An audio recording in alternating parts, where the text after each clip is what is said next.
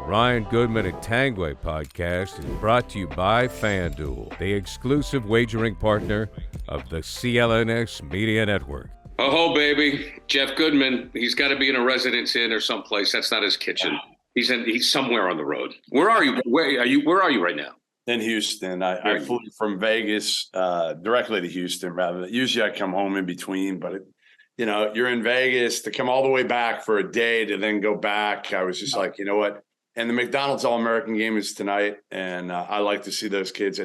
It's not usually in the same city as the Final Four, so I'm going to go over and see the top high school players tonight, and then I'm sure I'll see Robert later in the week here in Houston. All right, so here we go. This is the wonderful world of Jeff Goodman right now, brought to you by FanDuel. FanDuel, America's #1 sports book, now live in Massachusetts, if you haven't heard. Bob, what's with the shirt? In honor of the Transylvania Pioneers women's basketball team, undefeated, 32-0, who on Saturday afternoon in Dallas will be playing equally undefeated Christopher Newport of Newport News, Virginia. How many times, Jeff, in your experience, has anything like that ever happened at any level in any sport, really? Two undefeated teams, not in basketball. Too many games. Yeah, they're both undefeated. Someone's season-long dream is going to be crushed. And that's very unusual. And this is out of loyalty to Transylvania and my friend, the school president, Brian Lewis. Okay, we will get – Bob wants to talk about a controversial call coming up with San Diego State in a minute. I know you were thinking about it. I saw the same thing. But first, let's just get our overall thoughts. Jeff, we'll start with you on the Final Four as it is set up now. Well, I actually want to get your thoughts, Gary, because I think for the diehards like Bob and I, we're fine with the field the way it is. We're fine without a ton of heavyweights. And obviously we know it's UConn, Miami. UConn's won 4 national titles. And then the other side is San Diego State against FAU. Two teams that I don't know how many people, casuals, are excited to see. Well, I'm going to tell you right now, Jeff, and I'm glad you brought it up because this was going to be my take after you guys get going. The face of college basketball has changed drastically. And while it is good for the game, it is good for the execution of the game because we have seen some terrific basketball. Don't get me wrong. Commercially and economically, it's a disaster. Are you interested at all? Are you, as a casual fan, interested in the Final Four? What level from 1 to 10? 6. Because I am interested in UConn because I'm interested in the coach. The other Hurley. Yep. And my kid went to his basketball coach once, the basketball camp. Yeah.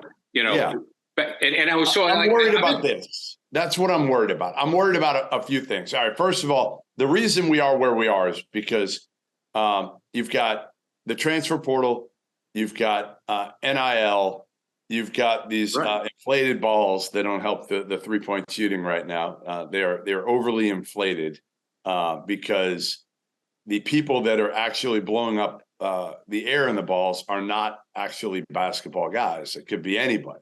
But it's so generally get Brady's manager on that. I know it's Inflategate, not Deflategate. So I think those are the main reasons. Then you add the extra COVID year. For 4 years now, this is year 2. We're going to have 2 more years of this where you're having 25-year-old kids still in college playing against 18-year-olds. And that's a significant advantage. So here's another thing, Jeff, is that so yes, I think it is less appealing to the casual fan. Yeah. I am a basketball fan, so I will watch. But I think overall, people need the Indianas and the North Carolinas and the Duke. And here's another thing.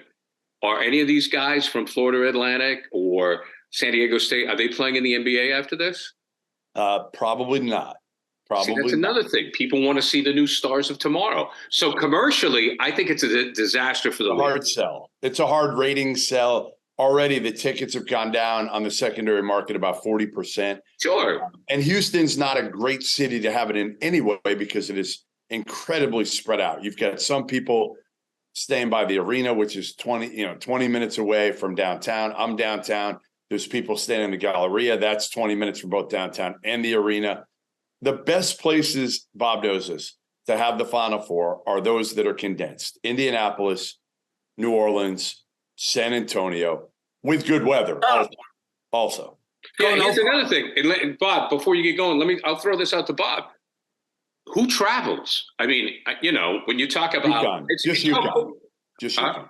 Just UConn, right? I mean, San Diego State. Anybody from the Aztecs traveling? They actually have a good smaller diehard fan base. Their home court advantage is awesome. Vieja Center is I will say this. When I covered the two games between Kawhi Leonard and Jimmer Fredette, and I went to both at San Diego State and at BYU, those might have been, honestly, if I'm ranking my favorite games, my favorite atmospheres of all I've covered in college basketball history, those are two of my top 10. But again, no, they're not Duke, they're not Carolina, they're not Kansas. You know what it is too? We've lost a lot of big time coaches from the game that are faces of the game. Sure. So now, Jim Larinaga, yeah, it's a cool story. I mean, I call him everybody's favorite grandpa. That's what because he is. He's that likable dude who's a storyteller. But, Danny Hurley is the villain here. And I don't know how many people even know who Danny Hurley is. All right. Number one, I'm going to hit one thing you said. Those are the only three places the Final Four should ever be, the three you mentioned. Period. Yes. If you get down to one, it's Indianapolis. So, I mean, all right, now, you're right. Now, everything you said, both of you guys, reflects the feeling of a majority of American sports fans. Yep. I totally concede that you need the big names. It's true in every sport except football. It's true. It's true in baseball. You hear people moaning when, or NBA. I remember one year, for example, guys, it was a really good possibility of a Utah, Indiana finals. Right? And I thought it would have been a terrific finals on the court, which nobody would have watched outside of diehards like me, So I understand that phenomenon in American sports. People need the big game, and it will be a low rated. I mean, whoever wins the UConn-Miami game is versus the whoever wins the other game, going to be probably the all-time low. I'm going to call it right now. People won't care, and that's too bad. But so. Yeah, it is a problem for the NCAA. But I don't know. Here's the big question. Our big question is just the absolute wave of the future, Jeff, or are we just in a little bit of a transition period? I mean, I think, again, because of the extra COVID year, that's the big thing right now. That's the, the portal's the portal, NIL. Yeah.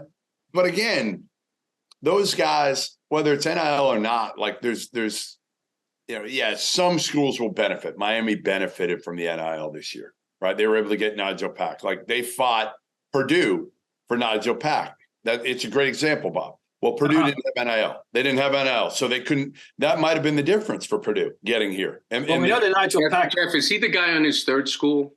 No, he's the one only in his second school. Transfer from Kansas State, and it came out publicly that John Ruiz is the big booster at Miami. He owns a company called Life Wallet. He came out and publicly said, which is stupid, that he was giving Nigel Pack a 2-year deal worth $400,000 each year. Most of the other kids, we know they're making NIL, but it came out, the actual numbers came out, and it's huge because, again, like a school like Miami, they're not getting Nigel Pack probably without NIL there. And that did help them get North Chad O'Meara, their big kid, got big NIL. It didn't come out publicly, but he got it transferred from Arkansas State. Well, those two dudes, without those two, there's no way in hell Miami's here. Right. No chance. We've got to talk about FAU for a minute. This is a school that came into being in 1961. And I looked it up because it is a school that people like me, which I think is like 99.8.75% of the population, did not know the difference between FAU and FIU until this tournament. Yep. I had to look up and see which one was where located. Really? I had no idea. Did Mike Jarvis coach at FIU and Florida International Football? FAU. He did. He coached at FAU. See, I don't even. This is just what we're talking about. They are so obscure in this discussion. They are so out of the mainstream, so far-fetched. It's incredible that they're in the same discussion with a multi-champion like UConn. UConn's a blue blood now. They've been blue bloods for a quarter century. That's They're blue bloods, and they're going to continue to be blue bloods. With Danny Hurley there, I think. So anyway, this FIU, Bob. FIU was Isaiah Thomas. Oh, Isaiah Thomas. That was the Jarvis. I thought train Jarvis wreck. coached somebody down there too. That was the train wreck that was Yeah. Isaiah. Okay. FAU has had their share of former NBA guys, which you will know. Sidney Green failed there. Mike Jarvis Sr. failed there. Michael Curry. So like two former NBA guys, Sidney Green and Michael Curry, were both terrible there. Dusty May took over after Michael Curry and has done, the former Indiana manager has done. That's a great story. Yeah, it is. That's Okay. a great story.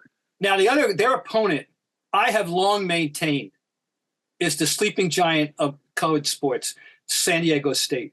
I never could understand why they weren't perennial good in everything, simply because who wouldn't want to go to school for 4 years in San Diego? I would. Yes. I mean, I just thought that they would always should be good. And now they've had their little football moments. We know that. Yeah. And they had Kawhi Leonard, and I saw that. I was covering that tournament. And by the way, I didn't think he was anything. Because he couldn't shoot. I blew that one. Yeah. The other one I blew was Chris Paul. We can talk about that someday. But anyway, San Diego State this is their moment that I think is not surprising that someday it was going to happen. So that's okay, and of course, so it's just interesting their presence, that these two guys are here the same. Now, if there was ever a year when we're going to have this, it was this year. We all know this is as weird and wonderful and wild a year as there ever has been with perennial with multiple number ones, with 2 weekends in a row where 1 and 2 lost the same night. On the Saturday night, and which the 4 number 1 seeds, the fewest losses was 5. I don't know if you've ever had anything like that. Yeah, no, If it's ever going to happen, it was going to be this year, guys. No doubt. And that's why, again, you're surprised at which teams got there. Because you look through it and you're like, all right, there's no way FAU, San Diego. You kind of said that about all these teams. But you knew somebody was going to crash the party. Somebody. You just didn't think it was going to be these three and a UConn team that, frankly, Gary, when I was there before the start of the season, even Dan Hurley was like, yeah, we're like top 25-ish. They didn't have a point guard, right? But they have a pro in Jordan Hawkins. He'll be a lottery pick, I think, and 2 stud bigs in Adama Sanogo and Don McClain. Now, the thing that's changed it, Bob, for UConn, like I remember – Hurley takes over the program, and he had to take UConn from URI. And he takes it over, and then he realizes, oh, shit, it's not easy to recruit to the American Athletic Conference, where I've got to tell these kids that they're going to play against Tulsa, East Carolina, and some of these schools that they've never heard of. So he's bitching and complaining about the American, and the best day of his career, other than when he went to the Final Four, was when they went from the American to the Big East, because then he could get guys like Hawkins, like Sanogo. And he's done a great job with this group.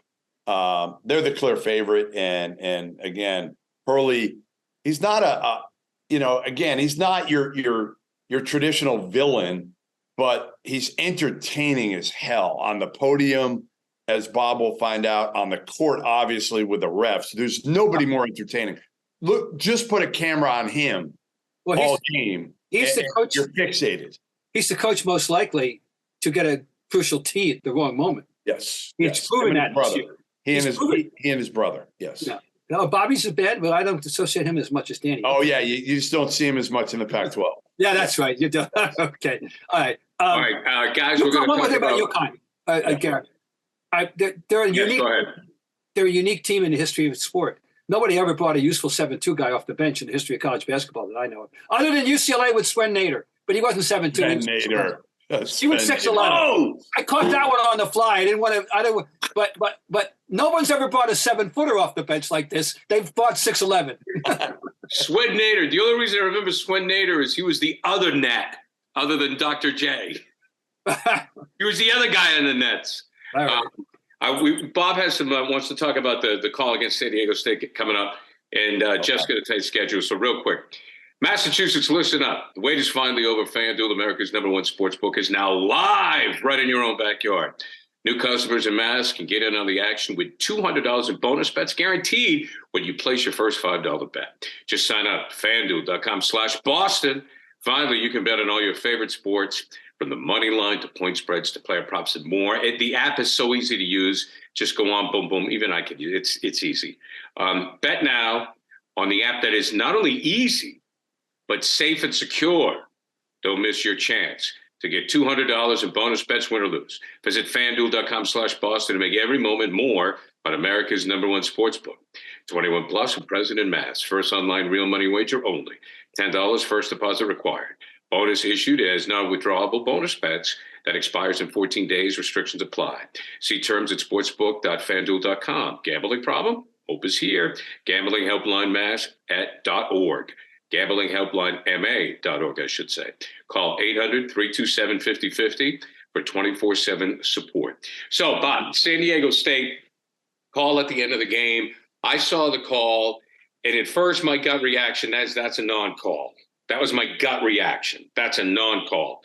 The guy did hit the floor, so I was a little wishy-washy after that. Your thoughts? I have tweeted that I believe that I could be the devil's advocate argument either way. Yeah. This is an unwinnable argument. There is no absolute right and wrong. I don't want to hear about if it's a foul in the first minute, it's a foul at the end. No, I don't believe in that. I think it's a tough call. I don't believe that at all. And I think, and the kid admitted that the shot wasn't disrupted. That the left hand was grabbing the jersey. That's hard to refute. He did it, but you had to see the replay and to see, for us to see that he did it. It didn't knock him off.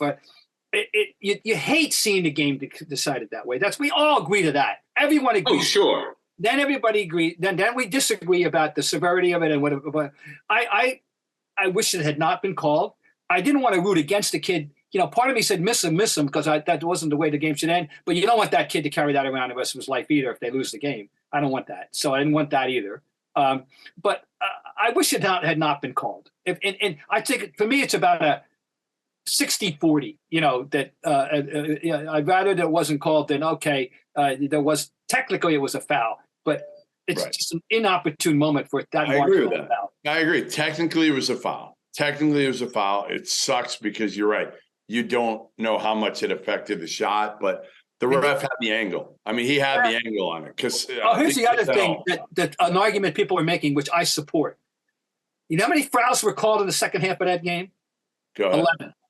And they were calling it loosely all night. Yeah, that is an argument that we. Yeah. The hard part is these refs are evaluated, so they want to get to the Final Four. Oh, I understand. They're close. They're so close. So they're thinking to themselves, I can't miss one here. I cannot miss a call. I got to call it the right way. There's a lot of pressure on them. Well, the guy went by the book. I don't think that if you're evaluating that official, and Jeff, you may know him. I don't know. But if you're evaluating that official, you have to say he did the right thing. Yeah, I thought, again, he certainly had his hand on the guy's kind of right above his hip. And, again. And a kid, but I love, let's give credit to two parties here. The kid for publicly admitting it didn't disrupt his shot. Yeah. And McDermott, the reaction. Did you see the post game? Did you see McDermott talking to his team after the game? Have you watched that video yet, Bob? No, I just read some excerpts. You'll cry. I mean, just talking to the team in the locker room. I mean, a lot of these are similar, I'm sure, but this one they put out there publicly, and it's like but that's taking a high road, and that's an example that should be followed and set, by a lot of people. So if there's any quote good to come out of it from, he didn't pour salt into a wound. And matter of fact, he did his best to make the situation better. So that's a good thing to have. But it's the nature, it's the nature of the game.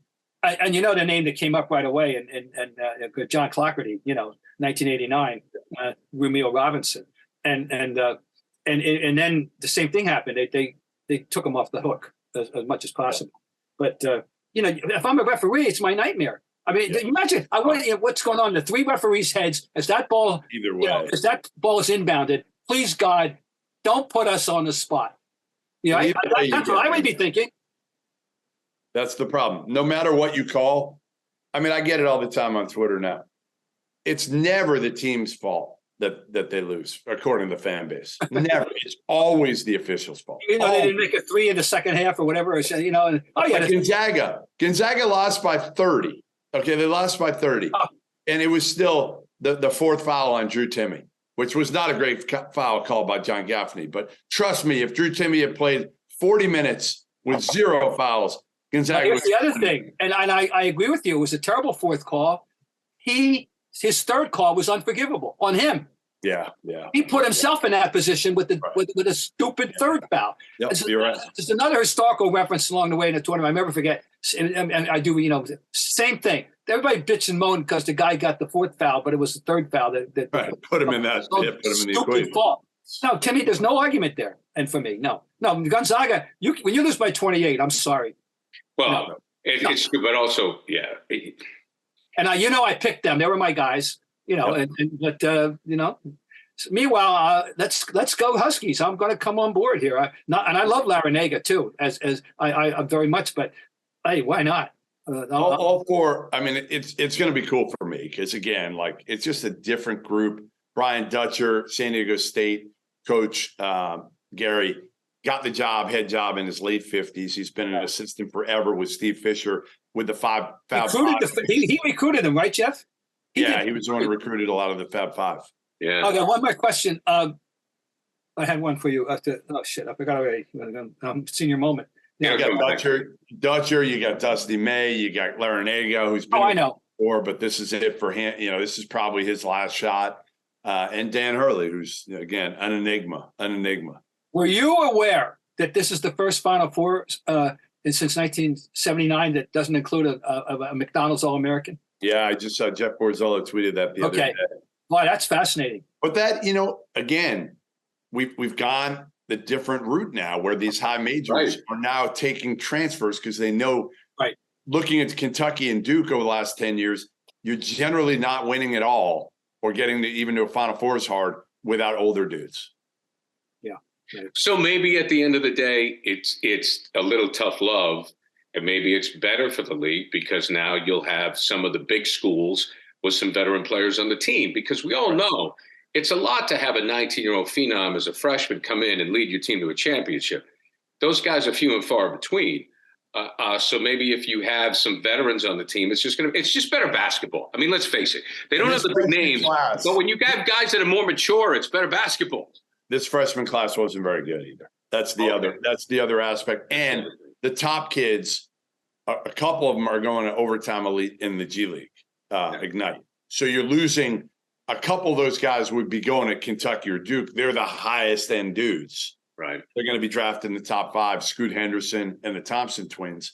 They go to G League Ignite and overtime elite. So it's different. The disparity now closes. You don't have as many great elite high school guys. All right, guys. Jeff, I know you're tight on time. You want to? Do you have a final thought on what we're going to see here coming up with the Final Four? You want to get to Caitlin Clark? No, I want to get to Caitlin Clark. Okay, go ahead. No, because I tweeted it 2 nights ago. I've seen her in person. I saw her against UConn earlier this year. If you told me right now you could pay, you'd pay to watch one person in college basketball play a game, I would pay to watch Caitlin Clark over any men's player. That includes Brandon Miller. That includes anybody, Jordan Hawkins, whoever you want to throw at me, Bob. Caitlin Clark is the most exciting women's player I've seen. And I'm not going to say I've watched a ton of women's basketball, but since Diana Taurasi for me. Yeah, I remember seeing her as a freshman going, wow. And but yeah, because she's getting huge publicity now. She's gotten a big story in USA Today. She's got a big story in New York Times today. But she deserves it. That game she played the last time out. All right, I got to go, guys. I got to go. They're kicking me. As you leave, Cindy Blodgett, University of Maine. We'll throw her. Yes. No, but she's.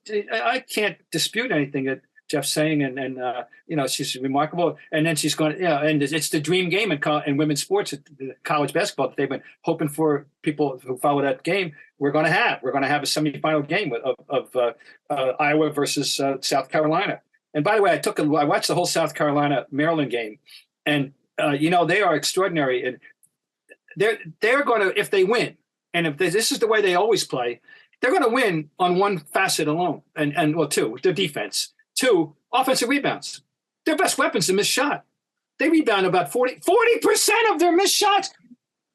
40%.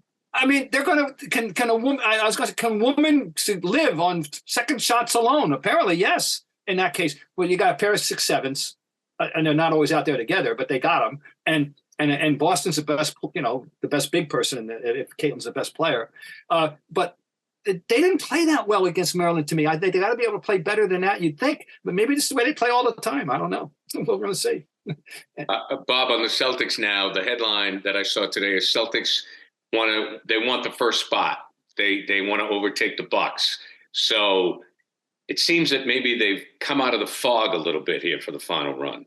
Well, certainly the last 3 games they put up the big scores, and they're playing better, more like the way we want to see them play, and the way they were playing in November and December. But yeah, maybe they have hit it. But let's see what happens. They're playing the Bucks this week, and that's a big game. Even if they don't win, I want to see how they play in that game. That's all. And I want to win it. Of course, it's a huge game. If they're going to do this, they have to win that game. I think it's safe to say. Well, I think when you speak of Robert Williams, obviously, if he's healthy and he's in it, they have as good a chance as anybody. To win. They have the most. I insist that they have the most good players. Yeah, and I agree. But I will say this: if Jalen and Jason, if everybody is on the same page, even without Williams, they can give it a go. It's not as easy. Trust me. I mean, without Williams, they can lose to Philly. Look, they can lose to Philly anyways. I'm with you. I'm not counting out Philly. I'm certainly not going to count out Milwaukee. And they could lose to either those 2 teams in the playoffs and not feel shame, as they say, and feel, for a hockey term there from Slapshot, and be fine. But if they have Robert, it's a game changer, obviously. But I still think they can win it without him. Ooh, well, that would be a feat. I'm skeptical about that, but I'm glad to see, that he's back and working. I just every time he goes on the floor, you hope he walks off the floor properly, So, yeah. So yeah, how about the Brown? The way Brown's playing, right now, we've talked in the past about the relationship between Brown and Tatum, and Tatum seems like a nice, level-headed young man and all that. But I just wonder if there's an element of competition there. Of course there is. I mean, Bob, Brown certainly wants to acclimate. Brown wants acclimation. He wants approval. Sure. I mean, look, he wants credit. In fairness to this generation, okay, and we have been critical of it, but we're also not in it. In fairness to this generation, all-star games mean something. Shoe contracts mean something. I mean, my son can tell you who has all the shoes, where Bob Ryan could tell you who was coming off. Bob Ryan could tell you who was the 6th man on every team in the NBA, right? Kids don't tell you that anymore. They tell you who has each shoe. That's just the time we're living in. Oh, when I grew up, there was one shoe. You wore Converse, so you didn't play. Chucks. Right. I mean, I wouldn't take the court 55 years ago when I was taking the court without my Converse high tops, my Converse high tops. You wouldn't wear anything else. All right. So I mean, that's just the shoe contracts, the commercials, the endorsements, the all-star appearances. It all means a lot to these guys. The individual treatment, like Jaylen Brown wants to be considered the equal to Jason Tatum. It's obvious. Yeah. And I think at the end of the day, he's probably going to leave because of it. And I just think that's the reality we live in. I'm resigning myself. I'm preparing myself for that reality. Thank you. You're right. I agree with you. I'd be pleasantly surprised if when his opportunity comes, he doesn't, make the goo-goo eyes at some other greener pasture in his mind. And I like him. I mean, I like both of them. That's the thing. They're both different. They're both fine young men. They are. There's no reason to complain about either one of them. It's just I think that Jaylen Brown is going to want to be the guy. And as long as he's here, it's always going to be Jason Tatum. In that case, they better get this done. Next 2 years, they better get it right. Get it done. And technically, they don't need improvement. I don't think. They just need to play the right way that they know that are capable of playing and take their chances. I take their chances with anybody if they play the right way. They don't need better players. They got enough good players. And they made a great move on the offseason with Brogdon, obviously. and White has blossomed. I thought that was interesting to see how Popovich was beaming about the progress of White and how happy he was the other night, talking about White and how much what a great kid, he loved him and the way he developed, and he's happy for him. That was nice. And no, they got enough good players, and I think to do what they need to do. Your guy Pop. I thought he was going to quit when Duncan quit. Yeah, well, he still likes the smell of the gym, I guess. And he's a septuagenarian now, and everybody's happy. Yeah, and his record, is going to be, I guess the W's and L's are going to be significantly different than, in the final analysis than we thought they were going to be, but his legacy is secure with the multiple championships. He's not going to be thought of any less and shouldn't be, even though the Spurs are pretty bad right now. So I don't know if it'll ever happen. I want him in the booth now. It'd be interesting. Yeah, he'll be interesting. Very interesting, Bob. Are you kidding me? I know, because he's not. He would be unfiltered. He would be unfiltered. I'm pretty sure. You wouldn't have to worry about that. And that would be. How about this? Here's my thing. You put no disrespect to Van Gundy, Mike Breen, Perkins, and Pop. That's a trio. That's an interesting mix. I always wanted when he was in college, although the other guys out of the picture right now was Walton and Dakic on the same. That would have been interesting. But that would have been interesting. Dakic, whatever, he's gone. So I don't know what they. Well, Bill by himself. My last memory when I saw Bill, I asked him one question. He goes, I got 5 minutes. I asked him one question. He went 6. Oh, I like to kid him. I said, Bill, I always like it when you finally get around to talking about basketball. Oh, I know. Oh, yeah. It was Mike. It was a Mike and Tommy lunch. And I don't know where he went. Bob, always a pleasure. Enjoy the games, bud. Thanks a lot. See you next week. All right. Bob Ryan, Jeff Goodman on Tanguay Along for the Ride, brought to you by FanDuel, America's #1 sports book. Make every moment more, now live in Boston. Go Pioneers!